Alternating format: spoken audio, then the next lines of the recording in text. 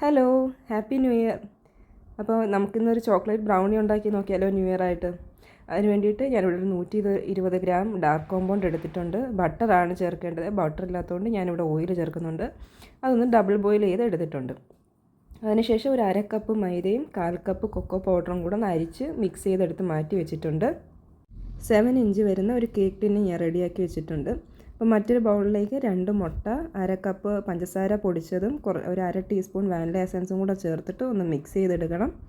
ഇനി മുട്ടയുടെ മിക്സിലേക്ക് നമുക്ക് ഡാർക്ക് കോമ്പൗണ്ട് മെൽറ്റ് ചെയ്ത് വെച്ചത് ആഡ് ചെയ്ത് കൊടുക്കാം കുറേശ്ശെ. എന്നിട്ട് നമുക്ക് മിക്സ് ചെയ്തെടുക്കാം.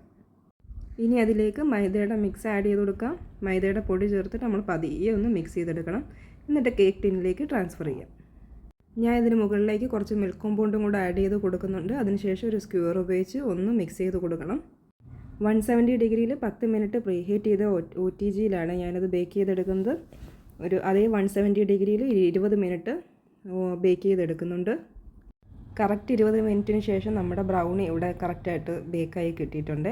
അപ്പോൾ ആ ചൂടോട് കൂടി തന്നെ മുറിച്ച് നോക്കിയാലാണ് നമുക്ക് ആ ചോക്ലേറ്റ് അല്ല മിൽക്ക് കോമ്പൗണ്ടാണ് ഉപയോഗിച്ചിട്ടുള്ളത്. അപ്പോൾ അത് മെൽറ്റായിട്ട് നമുക്ക് കിട്ടത്തുള്ളൂ. അപ്പോൾ ഈ ന്യൂ ഇയറിന് എല്ലാവരും ഇതൊന്ന് ട്രൈ ചെയ്ത് നോക്കണേ. അപ്പോൾ എല്ലാവർക്കും ഒരിക്കൽ കൂടി ഹാപ്പി ന്യൂ ഇയർ.